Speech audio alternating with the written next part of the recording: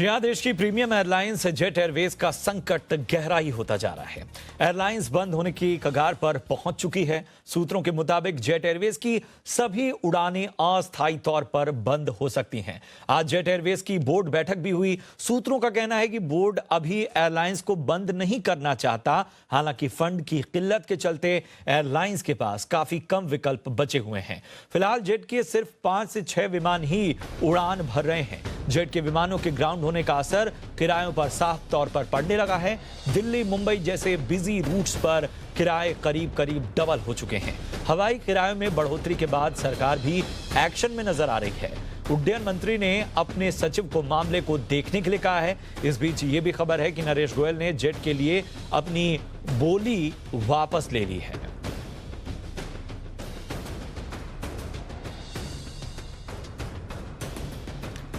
तो फंडिंग न मिलने से बंद होने की कगार पर पहुंच चुकी है जेट। जो लगातार संकट है वो हर दिन के साथ और गहराता चला जा रहा है।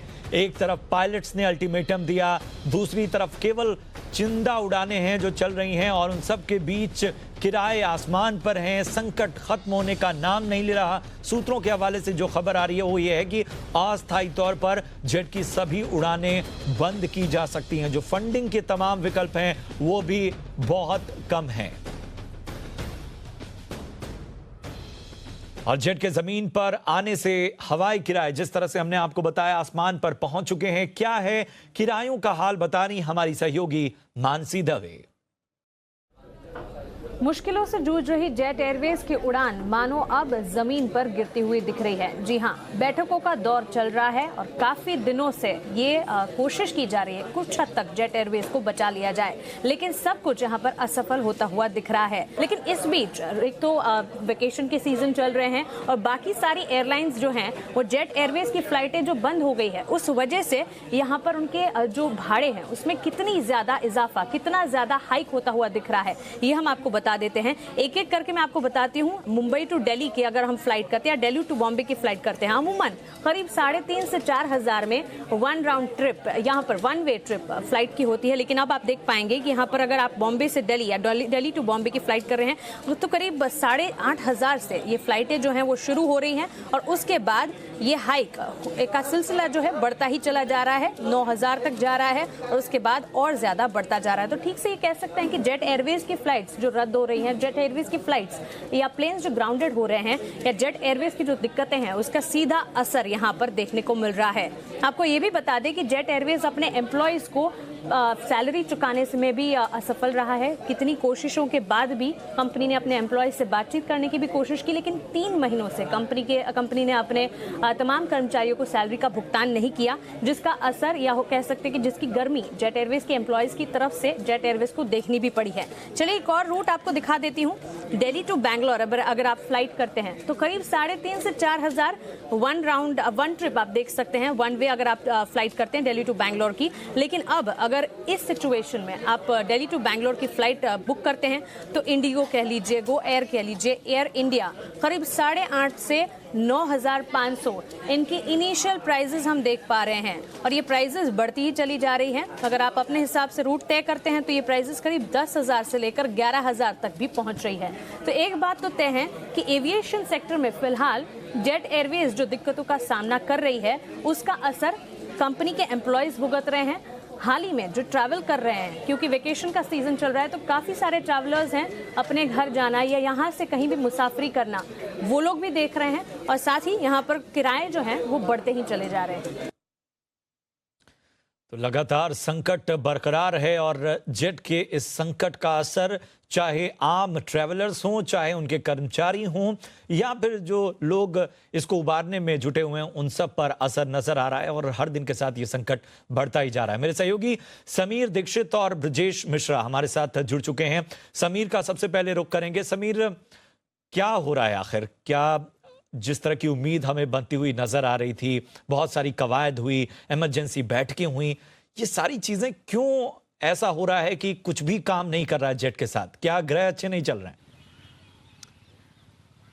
बिल्कुल बिल्कुल जेट एयरवेज के जो ग्रह हैं वो लगता है कि कोई भी सही संकेत नहीं दे रहे हैं, कोई भी पॉजिटिव रिजल्ट निकलता हुआ नज़र नहीं आ रहा है। लेकिन अगर आपको दिल्ली के लिहाज से मैं बात करूं, यहाँ पे सरकारी के लिहाज से क्या कुछ एक्शन हो रहा है, सबसे पहले तो ये बता दूं कि जेट एयरवेज फिलहाल तकरीबन 6 एयरक्राफ्ट के साथ ऑपरेट कर रहा है और ये संख्या लगातार घट रही है।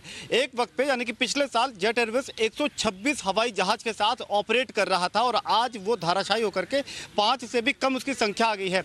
आप इससे सीधा अनुमान लगा सकते हैं कि कितना ज़बरदस्त गैप आ गया है डिमांड और सप्लाई के बीच में, और उसी का नतीजा है कि इस वक्त हवाई किराए जो है उसमें ज़बरदस्त इजाफा देखा जा रहा है। इंटरनेशनल रूट के जो हवाई किराए हैं उसमें भी पिछले 4-5 दिन पहले हमने देखा कि एक अच्छा खासा जंप हमने देखने को मिला था और अब डोमेस्टिक सेक्टर पे भी इसका असर बहुत ज़्यादा नज़र आ रहा है। जो बिजी या कमर्शियल रूट है जैसे दिल्ली मुंबई, यहाँ पर ऑन एन एवरेज जो हवाई किराया 4,000 या 5,000 रुपये होता था वो अब सीधा बढ़ करके 8,000 और 10,000 रुपये पहुँच गया है। तो 8 से 10,000 रुपये का ये एक एवरेज दिल्ली मुंबई सेक्टर का या फिर दिल्ली चेन्नई सेक्टर का हवाई किराया पहुँच गया है।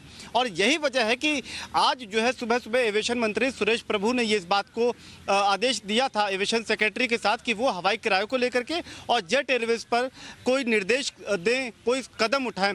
लेकिन आपको बता दें कि ये निगरानी तो बनी हुई है, इस दखल की बात भी कही जा रही है, बहुत सारी जो इमरजेंसी मीटिंग्स हैं उसका दौर भी चल रहा है, लेकिन ये सारी चीजें काम नहीं कर रही हैं। ब्रजेश मिश्रा भी मेरे सहयोगी हमारे साथ जुड़े हैं। ब्रजेश, इन सब के बीच जो खबरें लगातार तैर रही हैं उसमें सबसे बड़ी चिंता की बात इस खबर को लेकर है कि कहा यह जा रहा है कि अस्थायी तौर पर जेट पूरी तरह ग्राउंडेड कर दिया जाएगा। क्या जानकारी है आपके पास?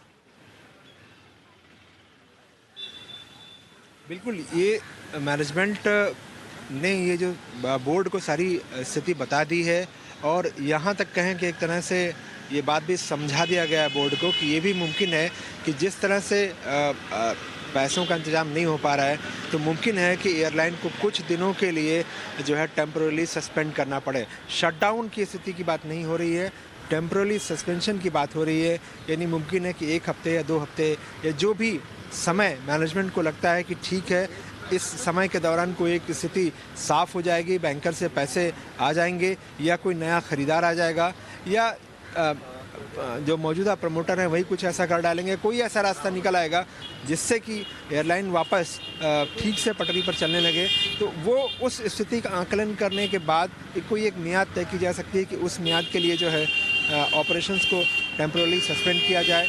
हालांकि बोर्ड और मैनेजमेंट बार बार ये कहने की कोशिश कर रहे हैं कि ऐसा वो चाहते बिल्कुल नहीं है, लेकिन हालात ऐसे पैदा होते जा रहे हैं और इसी वजह से जो जेट का मैनेजमेंट है वो बैंकर्स के साथ फिर से इस मैसेज को कन्वे करने वाला है कि अगर वो पैसे नहीं देते हैं तो एयरलाइन को कुछ समय के लिए रोकना पड़ेगा, जो बहुत अच्छी स्थिति नहीं होगी, ब्रांड के लिए डैमेज होगा, कस्टमर्स के लिए डैमेज होगा और एक बहुत ज़्यादा जो है डैमेजिंग सिचुएशन पैदा हो जाएगी।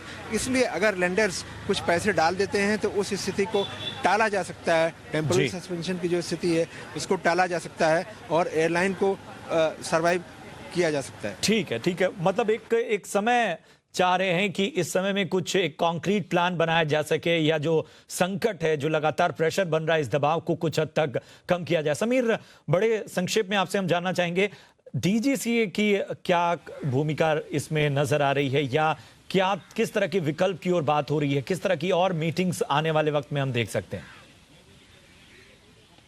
बिल्कुल, जैसा ब्रजेश जी बता रहे थे कि लगातार कोशिश हो रही है जेट को उबारने के लिए, पैसा लगा करके उसको कम से कम उसका ऑपरेशंस को बरकरार रखने के लिए। दूसरी तरफ यहाँ पे जो एविएशन रेगुलेटर है और साथ ही जो एविएशन सेक्रेटरी हैं वो लगातार स्थिति पे नज़र बनाए हुए हैं, कोशिश ये कर रहे हैं कि हवाई किराए को काबू में रखा जाए। लेकिन ये ज़्यादातर सिर्फ कोशिशें ही रहेंगी क्योंकि जो हवाई किराए हैं वो मार्केट फोर्सेज के हिसाब से तय होते हैं, उसमें एयरलाइन का वोट ऑफ से ज़्यादा होता है और जैसा डिमांड होता है उसके मुताबिक ही हवाई किराए उसके मुताबिक तय होते हैं। तो इसमें सरकार का हस्तक्षेप बहुत ज़्यादा नज़र नहीं आता है। और दूसरी अहम बात यह है कि जो जेट के चलते जो डिमांड और सप्लाई के बीच में जो गैप आएगा उसका ज़बरदस्त फायदा अन्य एयरलाइन को मिलना तय है, जिसमें इंडिगो और स्पाइस जेट प्रमुख तौर पर नाम शामिल हैं। तो किसी का घाटा, किसी का नुकसान किसी के लिए फायदेमंद हो सकता है, लेकिन अगर बड़ी तस्वीर के रूप में बात करें तो हवाई मुसाफिरों को ज़रूर इस पूरे जेट प्रकरण के चलते काफ़ी दिक्कतों का सामना करना पड़ रहा है, फ्लाइट कैंसिलेशन में, फ्लाइट रिफंड में और ऊंचे हवाई दाम पर उनको फ्लाइट बिल्कुल बिल्कुल ये बहुत बहुत बड़े सवाल हैं जिनके जवाब ढूंढने होंगे और वाकई निगरानी और तमाम कोशिशों की बात की जा रही है तो उसका असर भी दिखना चाहिए। बहुत बहुत शुक्रिया करेंगे समीर आपका और साथ ही ब्रजेश जी आपका भी इन तमाम जानकारियों को और इस पूरी तस्वीर को हम तक पहुंचाने के लिए। तो जेट का संकट लगातार बढ़ता ही जा रहा है और उसमें नई नई बातें हो रही हैं। जो सूत्रों के हवाले से ताजा अपडेट है वो ये है कि शायद अस्थायी तौर पर फ्लाइट्स को ग्राउंडेड कर दिया जाए।